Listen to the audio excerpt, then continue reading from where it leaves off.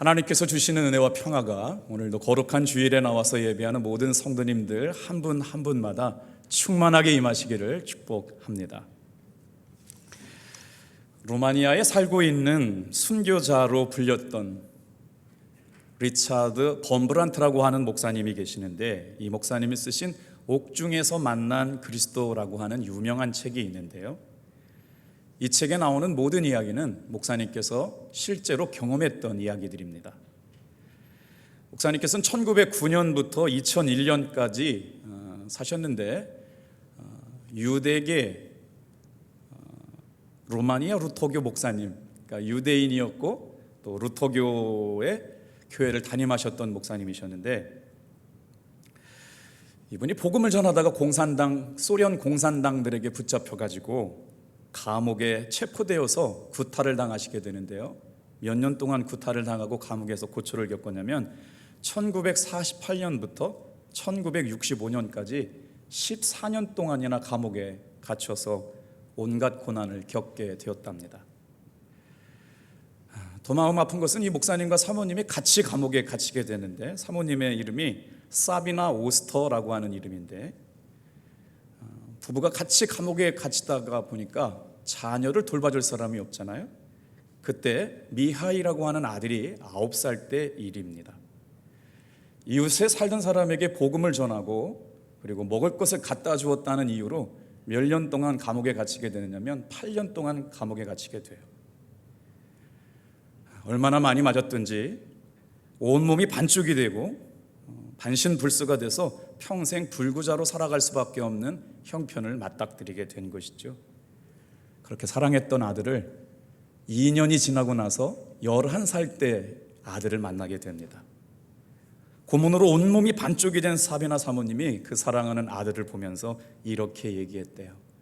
사랑하는 아들아, 너는 꼭 예수를 믿어야 한다. 어떻게 복음을 전하고 예수를 믿으라고 하는 것 때문에 그렇게 오랜 시간 고난과 역경의 삶을 살았는데 그럼에도 불구하고 아들을 향해서 사랑하는 아들아, 너는 꼭 예수 믿어야 된다 라고 말할 수 있었을까요? 그렇게 말씀하시는 어머니의 이야기를 듣고 아들이 엄마를 사랑하는 예수님을 저도 믿을게요, 어머니가 저렇게 고난 가운데 붙드셨던 예수님을 저도 믿고 따르겠습니다 라고 고백하고 예수를 잘 믿게 되었답니다. 범블란트 목사님이 고난 중에 드렸던 기도가 있는데요, 이런 내용입니다. 하나님, 저 정말 힘듭니다. 제 몸에 여러 뼈를 부러뜨렸고 그들은 제 몸에 수십 군데 살을 베어냈고 불로 지쳤으며 18군데나 구멍을 뚫었습니다. 그러나 하나님, 전 아직 견딜만 합니다. 주님, 저를 꺼내주시지 않으셔도 괜찮습니다. 지금 저보다 더 힘든 형제들이 이곳에 많습니다. 주여, 그들에게 가 주시옵소서. 하나님께서 만약 지금 저에게 침묵하신다고 해도 주님께서는 지금 고난받고 있는 형제들에게 가셨구나 생각할 수만 있다면 저는 기쁩니다. 하나님, 전 잘 견디고 있습니다. 삶이라고 하는 것이 우리의 삶에 고난과 고통, 아픔과 눈물로만 끝나지 않는다라고 하는 것을 삶으로 보여주셨던 믿음의 목사님의 고백이 오늘 이 아침에 저와 여러분들에게 은혜가 되었으면 좋겠습니다. 본문 말씀으로 돌아가 볼게요. 욥기 23장 1절부터 10절의 말씀을 통해서 욥이 당한 고난을 생각하면서 세 가지를 묵상해 보려고 그러는데요, 고난이 닥친 현실 앞에서 욥은 철저하게 하나님 앞에 믿음으로 살려고 애쓰며 분투합니다. 자기가 가지고 있는 신앙을 지켜내기 위해서 얼마나 열심으로 치열하게 하나님 앞에 나아갔는지 모릅니다. 오늘 우리가 읽었던 이 말씀 중에 가장 익숙한 성경 말씀이 있죠. 23절, 10절 말씀을 많은 성도들이 사랑하는데 1절부터 10절을 소개하는 제목이 있어요. 사람의 가는 길을 아시는 하나님. 오늘 사랑하는 성도 여러분, 이 예배 가운데 삶의 고난이 어떠하든지 간에, 우리가 당하고 있는 아픔과 고통과 넘어짐이 어떠하든지 간에 하나님은 우리의 가는 길을 아시는 분인 줄로 믿습니다. 우리 한번 이 23장 10절 말씀을 같은 목소리로 함께 읽어보겠습니다. 시작. 그러나 내가 가는 길을 그가 아시나니 그가 나를 단련하신 후에는 내가 순금같이 되어 나오리라. 제가 오늘 이 말씀을 묵상하면서 계속 반복되는 단어를 묵상했습니다. 그러나라고 하는 단어와 오늘 본문 중에 정말 중요한 말씀이 뭘까요? 고난 당하는 걸 설명할 수가 없습니다. 그런데 고난 당한 후에는 이라고 하는 단어가 중요합니다. 말할 수 없는 아픔과 눈물과 상처가 있죠. 그런데 상처로만 끝나지 않고 후에는 이라고 하는 단어를 주목해 보시길 바랍니다. 오늘 이 예배 가운데 귀하게 나와 있는 사랑하는 성도 여러분, 저와 여러분의 삶이 아픔과 상처로만 끝나지 않고 그 후에는 뭐라고 역사하시고 뭐라고 고백하시게 될까요? 그 삶을 기대하면서 말씀으로 들어가 보도록 하겠습니다. 욥은 까닭 없이 고난받은 사람을 대표하는 대명사 같은 사람입니다. 그래서 욥이 고난당하는 걸 이해할 수가 없어서 다른 성경의 버전을 보니까 유진 피터슨 목사님이 쓰신 성경 욥기 23장 1절 말씀에 이렇게 써 있어요. 하나님이 나에게 이렇게 대접하실 수는 없습니다. 진짜 하나님이 살아계신다면 저에게 이러실 수는 없는 거죠 라고 항변하고 있는 것처럼 성경이 써 있어요. 하나님 공정하지 않습니다. 어떻게 저에게 이렇게 하실 수가 있어요? 우리 개역개정 성경에 그런 마음이 없지만 여러분 욥기 1장 1절 말씀에 보니까 하나님께서 욥을 얼마나 사랑하셨는지 그의 삶에 대해서 1장 1절에 이렇게 기록되어 있거든요. 그 사람은 온전하고 정직하여 하나님을 경외하며 악에서 떠난 자더라. 이런 사람이 고난을 당했다는 거예요. 그러니까 억울할 법하잖아요. 공평하지 않고 공정하지 않은 것 같잖아요. 하나님이 도대체 나에게 어떻게 이러실 수 있냐고 따져 물을 만 하잖아요. 그 사람은 온전하고 정직하여 하나님을 경외하고 악에서 떠난 삶을 살았다. 그런데 그도 고난받았다. 이런 그에게도 고난이 닥쳐왔습니다. 어느 날 갑자기 도적들이 찾아와서 재산을 다 뺏어갑니다. 눈에 넣어도 아프지 않을 7달과 3딸이 갑작스러운 재난으로 인하여 죽임을 당하게 되었습니다. 그것만도 힘든데 이게 웬일이에요? 발바닥부터 정수리까지 피부병이 번져서 밤낮 없이 가려움의 고통을 받게 하십니다. 그래도 아내가 의지하고 지지하여 주고 그래도 당신은 하나님이 알고 계시잖아 라고만 위로했다면 이길 수 있었을지도 모르겠습니다. 그런데 그 사랑했던 아내도 하나님을 욕하고 저주하라고 악담을 퍼부어댔습니다. 그에게 친한 친구 3사람이 있습니다. 그래서 욥기는 욥과 3사람 친구와의 대화와 변론의 연속이죠. 근데 그 친구들이 고난 가운데 있는 욥 위로하고 위문하고 위로한다고 찾아와서 그를 조롱하고 비난했는데 성경 욥기의 가장 중심된 주제가 뭐냐? 네가 당하는 고난은 네가 죄를 졌기 때문이라는 거예요. 인과응보. 네가 이렇게 삶의 고난을 겪고 있는 건 하나님 앞에 죄를 지었기 때문이니까 회개하고 하나님 앞에 용서를 구해라. 그러면 용서해 주실 것이다. 인과응보를 얘기하고 있는 건데요. 정색하고 네가 죄가 있어서 그런 것이니까 하나님 앞에 회개하면 용서해 주실 것이라고 하는 것을 계속 세 친구가 욥을 향하여 조롱하고 비난했거든요. 살다 보면 재앙은 혼자 오지 않습니다. 재산 잃고 자식 잃고 아내 잃었어요. 그런데 몸도 병들었습니다. 친구들에게 따돌림까지 당했습니다. 이럴 정도만 되면 하나님 정말 나에게 이렇게 하실 수 있어요? 공평하지 않잖아요. 저는 하나님을 사랑했습니다. 온전하려고 노력했어요. 정직했어요. 하나님 앞에 하나님만 예배하고 경배하고 살고 제 삶의 악이라고 하는 건 눈금만큼도 찾아볼 수 없었다고요. 그가 그렇게 고백하지 않았어요. 23장 후반절 다시 한번 읽어볼게요. 시작. 그러나 내가 가는 길을 그가 아시나니.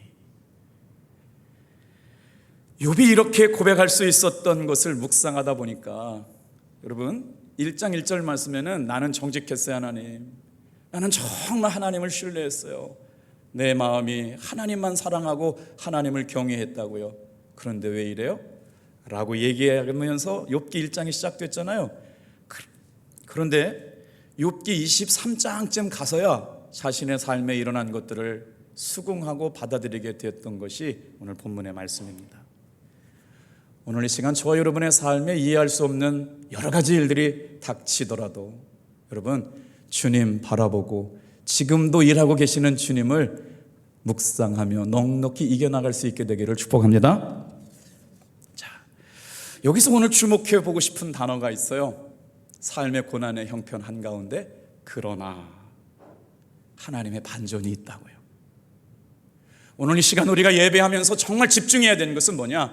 하나님께서 우리의 삶에 그럼에도 불구하고 일하시고 계시다. 세상 사람들아 너희는 알지 못하지만 그러나 나에게는 하나님이 있다. 오늘 이 말씀이 저와 여러분들에게 힘이 되었으면 좋겠어요. 세상 사람들은 모르지만 하나님은 내가 가는 길을 알고 계신다. 그렇기 때문에 욥기는 단순한 고난을 겪은 이야기가 아니라 고난 가운데도 불구하고 살아계시는 하나님의 은혜와 사랑을 계속 이야기하는 놀라운 간증 이야기가 아닐 수가 없습니다. 여러분 누가 고난 가운데 감사할 수 있을까요? 제가 신학교를 가기 위해서 우리 담임하시는 호정길 목사님께 추천서를 써달라고 이렇게 원서를 들고 갔더니 목사님께서 이렇게 말씀해 주셨어요. 네가 목회를 하면서 정말 어렵고 힘든 때가 오게 될 텐데 양식이 교회에서 나오지 않을 때가 있다. 통장에 잔고가 한 푼도 남아있지 않을 때가 올 거다.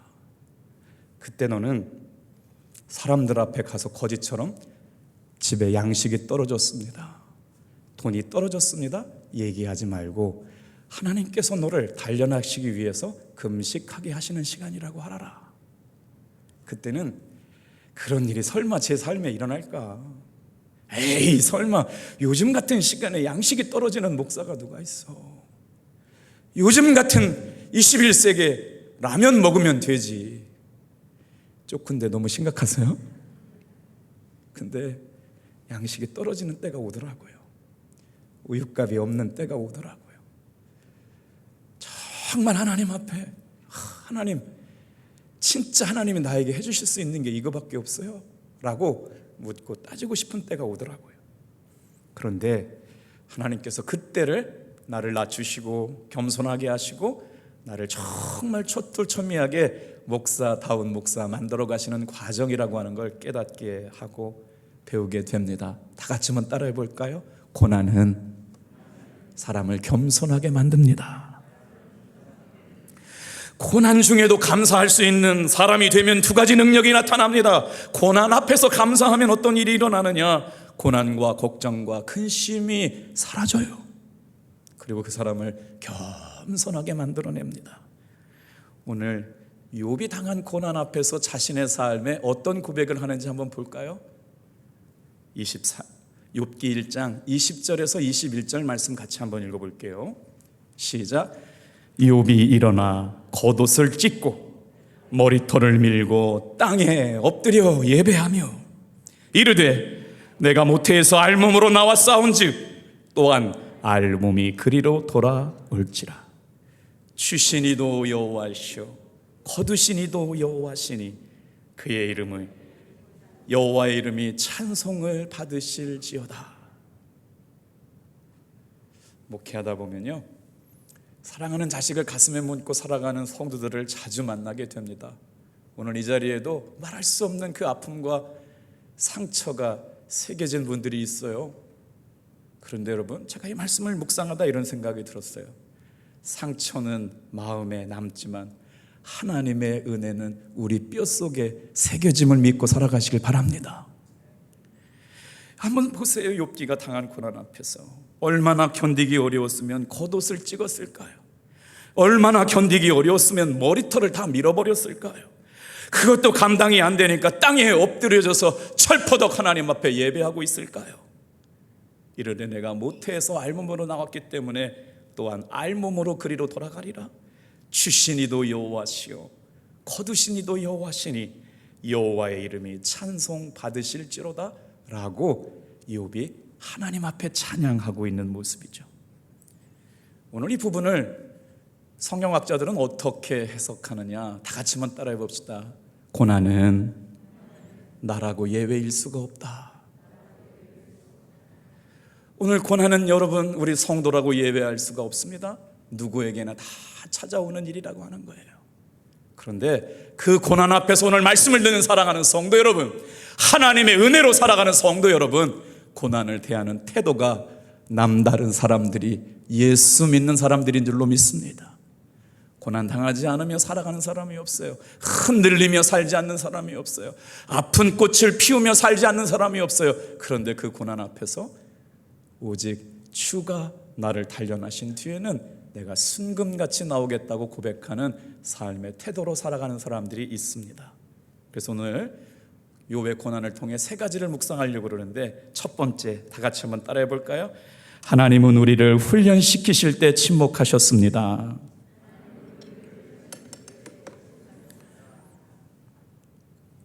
신앙생활 하다가 제일 어렵고 힘들 때가 언제예요? 이유를 알면 견딜 수 있을 텐데 왜 이런 고난이 찾아왔는지 설명해 주시면 이길 법도 한데, 어느 날 갑자기 고난이 찾아왔는데 감당하기가 어려워요.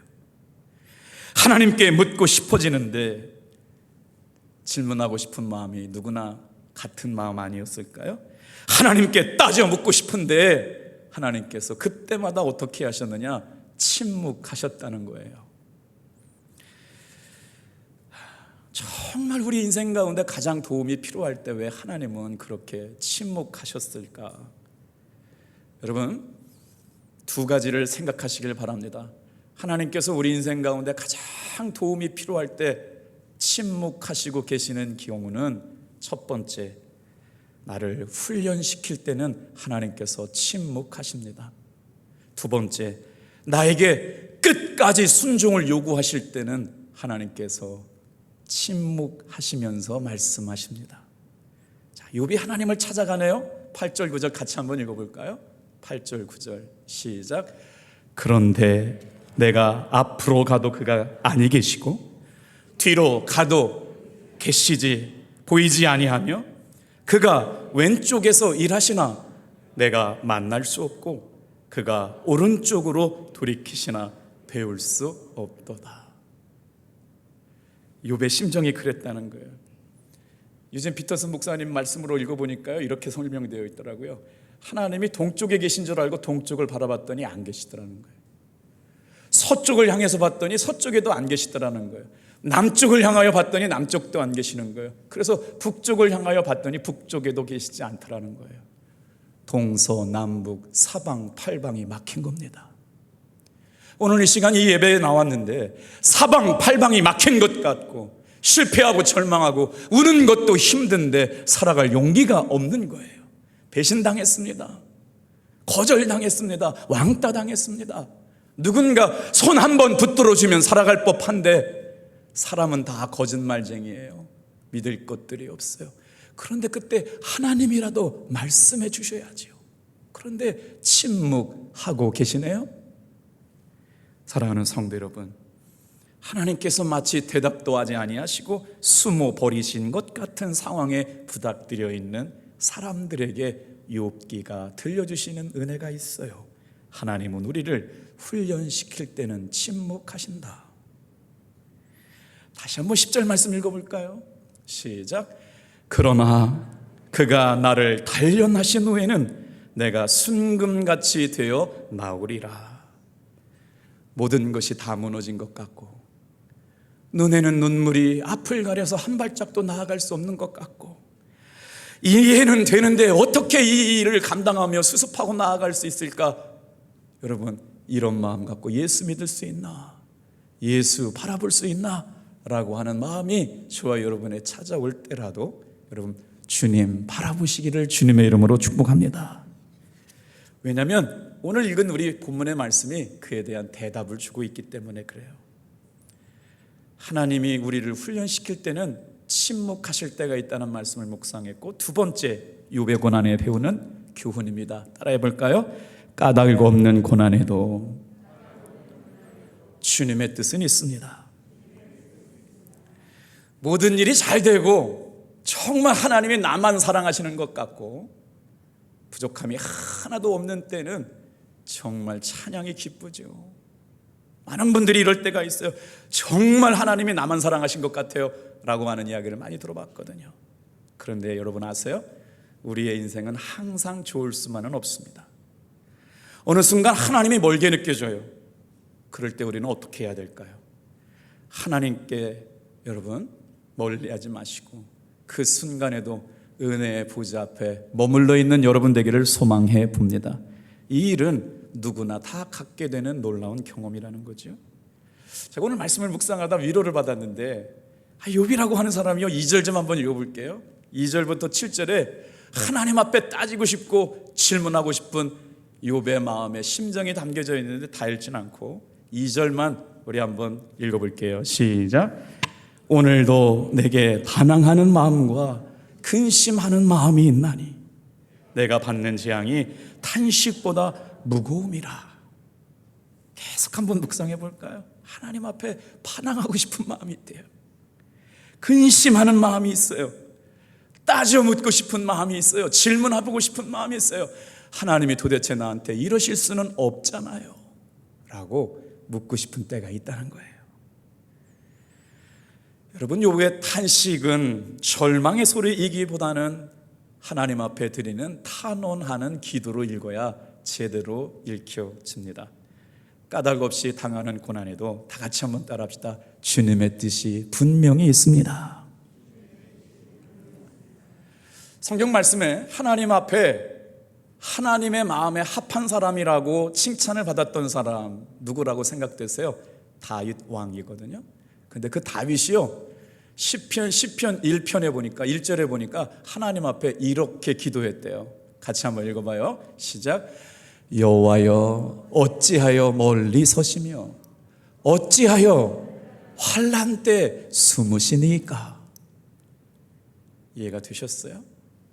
자, 22편 1절도 똑같이 다윗이 지금 하나님 앞에 기도해요. 시작. 나의 하나님이여 나의 하나님이여 어찌하여 나를 버리셨나이까. 어찌 나를 멀리하여 돕지 아니하시며 내 신음소리를 듣지 아니하시나이까. 제가 1절만 드렸는데 말씀을 묵상하다가 2절은 제가 읽어드려 볼게요. 내가 낮에도 부르짖었고 밤에도 잠잠하지 아니하오나 응답하지 아니하시나이다. 하나님 앞에 기도할 제목이 있어요. 따져 묻고 싶은 제목이 있어요. 도저히 하나님 앞에 울지 않고는 견딜 수가 없어서 낮에도 울면서 기도하고 있는 겁니다. 그런데 밤에도 기도하지 않을 수가 없어요. 낮에도 기도하고 밤에도 성전에 올라와서 기도하는데 이게 웬일이에요? 하나님께서 침묵하고 계시네요. 뭐라고 한 말씀만 해주시면 이길 수 있을 것 같은데, 혹시 이 자리에 나와서 예배하는 성도들 가운데 그런 때를 만나들 갈랑 다 같이 한번 따라합시다. 그때마다 하나님께 솔직하게 기도하십시다. 지금 이렇게 읽어드렸던 건 욥이 하나님 앞에 반항했다, 다윗이 하나님 앞에 원망했다라고 하는 게 아니라 자신의 마음이 있는 그대로를 하나님 앞에 내려놓았다라고 이해하시길 바랍니다. 그래서 이 절을 읽어드린 거예요. 주님, 욥이 대답하여 이르되 오늘도 내가 반항하는 마음과 근심하는 마음이 있나이다. 주님, 이렇게 고백하고 있다라고 하는 것이죠. 인간이 이게 동시에 절망을 느낄 수밖에 없습니다. 우리 앞에 일어난 상황이 호락호락하지 않습니다. 그런데도 불구하고 하나님을 신뢰하고 하나님을 의지하는 욥의 모습을 봅니다. 자, 하나님께서는 우리의 삶을 성숙해 하시고 우리의 삶을 단련하게 하시려고 저와 여러분에게 삶의 고난과 고통과 눈물의 골짜기를 지나고 때로는 사망의 음침한 골짜기를 지나게 하시지만 오늘 욥의 고난에서 배우는 세 번째 교훈입니다. 다 같이 한번 따라해 주시겠어요? 시작. 상처받은 나무가 아름다운 무늬를 남깁니다. 상처 많은 나무가 아름다운 무늬를 남기는 제목감이 된다. 이 말씀을 묵상하면서 계속 하나님께 물었어요. 탑동교회에서 신앙생활하는 성도들이 오늘의 삶을 넉넉하게 이기고 나서 한 가지 붙잡아야 될 마음의 기준이 있다면 그 말씀은 우리의 삶은 고난으로만 끝나지 않는다는 거예요. 우리의 삶을 눈물로만 끝나게 내버려 두지 않으신다는 거예요. 오늘 이 시간에도 누구에게 말할 수 없는 삶의 연약함과 아픔과 눈물이 있더라도 여러분 기억하세요. 하나님은 우리의 삶을 아픔과 상처로만 끝나게 하지 않고 비록 상처를 간직한 채 눈물을 흘리며 무릎을 꿇으며 엎드려서 하나님의 이름을 아침 저녁으로 불러대며 살았지만 그의 삶의 마지막은 아름답게 될 것이다. 혹시 여름 휴가 가시면서 책 한 권 가지고 가시죠? 주여 한 말씀만 하시옵소서라고 하는 책인데 대한민국 대표 작가 박완서라는 분이 쓰신 책인데요. 남편을 병으로 잃고 난 지 3개월 만에 의사였던 아들이 죽게 됩니다. 갑작스럽게 남편이 죽고 아들이 죽게 된 일을 당하면서 하나님 앞에 기도한 내용을 마음에 담아서 일기 쓰듯이 회개하듯이 감정으로 기도한 내용을 담아서 쓴 책이 박완서 작가의 주여 한 말씀만 하소서라고 하는 책인데요. 이 내용을 풀이했던 이 책을 파는 사람들이 뭐라고 설명해 줬냐면 이때 박완서 작가의 마음이 참척의 고통을 당하고 있었다 그랬어요. 혹시 참척의 고통이라는 말을 아세요? 참척의 고통이라고 하는 건 뭐냐면 참혹할 참, 근심한 척, 마치 하늘이 무너져 버리고 땅이 꺼져 버린 듯한 느낌을 경험하고 있을 때 뭐라고 설명이 안 되는 거예요. 뭐라고 말이 안 나오는 거예요. 남편이 읽은 지 3개월 만에 그 생떼 같은 아들을 앞세웠으니까 뭐라고 말이 안 나오죠. 참척의 고통, 하늘이 무너지고 땅이 꺼져버리는 것 같은 아픔에 주님 앞에 왜 내게 이런 일이 일어났냐고 묻고 싶은 마음을 가지고 써내려간 내면의 일기. 주님, 고통의 이유가 뭐예요? 고통의 원인이 뭘까요? 한 말씀만 해주세요. 그런데 하나님께서 말씀하지 않으셔요. 오늘 욥기를 읽는 우리들에게 여러분 중요하게 생각해야 될 일이 있습니다. 불교의 가치관과 기독교 신앙의 가치관이 달라요. 불교의 가치관은 뭐라고 그래요? 인과응보라고 말합니다. 그래서 우리가 욥기를 읽으면서 인과응보로 읽으면 욥기를 잘못 읽은 거예요. 참 설명해 드려 볼까요? 인과응보라는 말은 불교에서 유래된 말인데 원인이 있기 때문에 결과가 따라왔다는 거예요. 그 이야기는 지금 욥을 끊임없이 괴롭혔던 친구 엘리바스 같은 사람들이 와서 한 얘기입니다. 네가 죄가 있기 때문에 하나님께서 손보신 거야. 회개하면 용서해 주실 거야. 그런데 욥은 그렇지 않았거든요. 그런 유혹에도 불구하고 끝까지 믿음을 지켜냈던 사람이기 때문에 원인과 결과가 맞물려져서 내 삶에 일어난다라고 하는 것에 욥은 반박하고 있는 것이죠. 욥의 고난은 죄의 결과가 아니었어요. 그래서 오늘 말씀을 묵상하다 너무 중요한 하나를 발견합니다. 욥은 자신의 삶을 고난이라고 얘기하지 않았습니다. 뭐라고 얘기했느냐? 삶의 연단, 삶의 단련이라고 써놨어요. 10절 다시 한번 읽어볼게요. 제 말이 맞는지. 시작. 그러나 내가 가는 길을 그가 하시나니 그가 나를 단련하신 후에는 내가 순금같이 되어 나오리라. 여러분, 오늘 이 말씀을 묵상하다가 제가 빨간 줄로 표시해 놓은 단어 단련하신 후에는 고난 중에 있어요. 눈물 중에 있어요. 아픔 중에 있어요. 그건 막을 수가 없어요. 그런데 그것이 끝난 뒤 말입니다. 고난이 끝난 뒤 말이에요. 고난이 아니라고 말하고 있어요. 단련하시는 일이라고 말씀하고 있어요. 그 단련하심이 끝난 뒤에는 놀랍게도 욥은 사탄이 하는 말처럼 너 하나님 저주하고 죽어, 하나님 욕하고 너도 떠나버려 라고 얘기하는데 욥은 그렇지 않습니다. 하나님 앞에 한탄하며 기도할지언정 하나님을 저주하고 하나님께 욕하는 사탄의 요구에 응답하지 않습니다. 그래서 욥의 고난은 고난으로 해석되지 않고 단련으로 해석되고 있어요.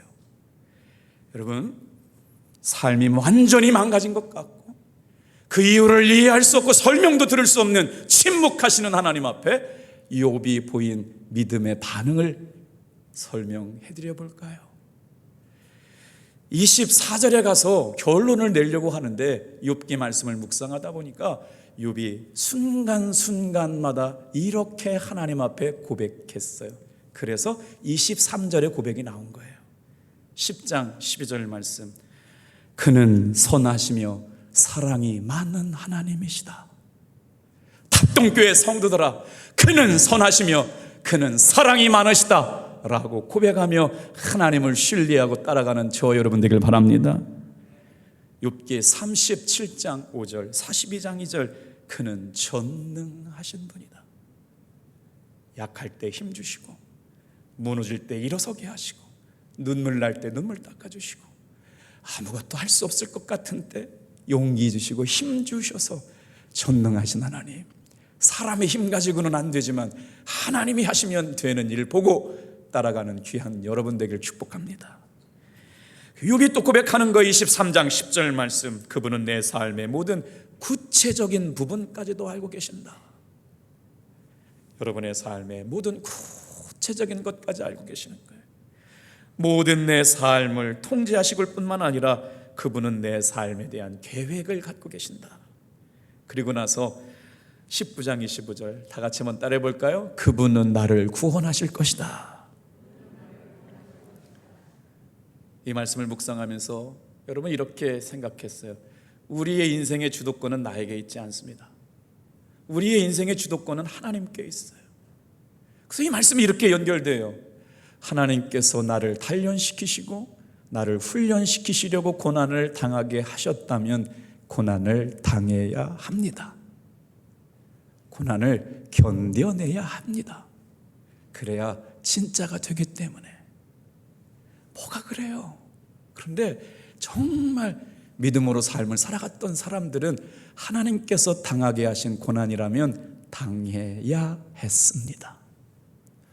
오늘 이 시간에 사랑하는 성도 여러분이 정말 아프고 눈물 나고 힘들지만 하나님께서 나를 단련하시려고 작정하시고 베푸신 고난이라면 견뎌야 합니다. 여러분, 포기하지 말고 두려워하지 말고 낙심하지 말고 주님이 나를 단련하시기 위하여 하시는 고난이라면 견뎌내시기를 축복합니다. 그래야만 좋은 성도의 삶을 살 수 있기 때문에. 오늘 그래서 말씀의 방점은 후에는 이라고 찍혀 있는 것이죠. 다시 한번 10절 읽어볼까요? 시작. 그러나 내가 가는 길을 그가 아시나니 그가 나를 단련하신 후에는 내가 순금같이 되어 나오리라. 하나님이 주권을 가지시고 인도해 가시는 인생이기 때문에 저와 여러분의 삶은, 인생의 길은 상처로만 끝나지 않고 분명하게 아름다운 열매를 맺게 하실 줄로 믿습니다. 순금이 되어 나오게 하실 줄 믿고 주님 바라보시길 바랍니다. 상처 많은 나무가 아름다운 무늬를 낸답니다. 하나님이 멀게 느껴질 때, 하나님이 침묵하고 계실 때 우리가 해야 될 방법은 뭘까요? 어제나 오늘이나 영원토록 변하지 않으시는 하나님의 사랑을 신뢰하시는 것인 줄로 믿습니다. 변함이 없으신 하나님 앞에 의지하며 나가시길 바랍니다. 이제 결론이에요. 하나님은 나의 아버지시며 여전히 나를 사랑하신 하나님께서 욥의 삶을 역전시켜 주시는 은혜가 욥기 42장의 결론입니다. 한번 욥을 하나님께서 어떻게 축복하시고 인도해 주셨는지 짧게 찾아볼까요? 욥의 영안을 열어주셨어요. 욥기 42장 5절 말씀이에요. 같이 읽어볼게요. 시작. 내가 주께 대하여 귀로만 듣기 하였사오나 이제는 눈으로 주를 배움나이다. 내가 주께 대하여 귀로만 들었어요. 하나님은 이런 분이시다. 하나님은 이런 분이시다. 하나님은 이런 분이시다. 남들이 경험한 하나님 이야기를 내가 귀로만 들었는데 고난 거치고 나니까, 시련 거치고 나니까, 내가 주님 앞에 어려운 때를 견뎌내고 나니까 여러분 어떻게 됐다고요? 귀로만 듣던 하나님이 영 안을 열어주셔서 직접 눈으로 보게 되었다. 오늘 여기까지 따라오는 귀한 성도님들 되길 축복합니다. 그리고 욥기 42장 7절 8절 어떻게 됐어요? 하나님께서 욥을 높여주셨어요. 그렇게 죄가 있기 때문이라고, 원인이 있기 때문이라고, 네가 원인 제공자라고, 하나님 앞에 회개하면 용서해 줄 거라고 끊임없이 인과 응고를 얘기했던 친구들을 욥 앞에 데려다 놓고 욥이 용서하는 기도를 해주면 하나님께서 용서해 주시겠다고 그들을 앞에서 하나님이 욥을 높여주십니다. 사랑하는 성도 여러분, 끝까지 한번 참고 견뎌보세요. 하나님이 높여주시는 날이 올 줄로 믿습니다. 그리고 나서 10절, 그의 삶을 갑절로 회복시켜 주셨어요. 같이 한번 10절 읽고 이제 말씀을 마칠 거예요. 시작. 욥이 그의 친구들을 위하여 기도할 때 여호와께서 욥의 곤경을 돌이키시고 여호와께서 욥에게 이전 모든 소유보다 갑절이나 주신지라. 사랑하는 성도 여러분, 하나님께서 역전시켜 주심을 믿음으로 바라보시기를 축복합니다. 다 같이 한번 따라해 볼까요? 삶이라는 인생길은 상처만으로 끝나지 않습니다. 그래서 이 고난의 시간을 허비해서는 안 됩니다.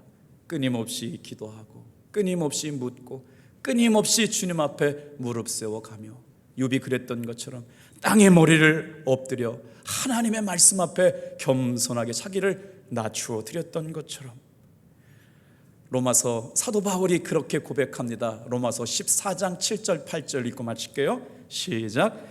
우리 중에 누구든지 자기를 위하여 사는 자가 없고 자기를 위하여 죽는 자도 없도다. 우리가 살아도 주를 위하여 살고 죽어도 주를 위하여 죽나니 그러므로 사나 죽으나 우리는 주의 것이로다. 리차드 렘브란트 목사님이 대한민국 성도님들에게 돌아가시기 전에 이런 편지를 남겨놓으셨대요. 하나님께서는 그리스도인들에게 아무리 어려운 순간이라도 기뻐할 수 있고 찬송을 부를 수 있는 은혜를 주십니다. 제가 이 글을 쓴 모든 글의 목적은 독자들로 하여금 일시적인 삶의 어려움 때문에 하나님을 잃고 어떠한 외적인 역경 속에서도 완전한 기쁨을 맛보기를 원했기 때문입니다. 하나님께서 사랑하는 한국 성도님들에게 은혜 베풀어 주시기를 기도합니다. 리차드 범블란트. 오늘 사랑하는 성도 여러분, 우리의 삶에 하나님께서 우리를 훈련하실 때는 침묵하실 때가 있고 그렇게 까닭없이 당하는 고난 같은 그 고난에도 의미가 있음을 깨닫고 상처 많은 나무가 아름다운 무늬를 내게 됨을 바라보고 오늘 이 시간에도 주님 손 붙잡고 넉넉히 이기시는 여러분 되길 축복합니다. 기도하겠습니다.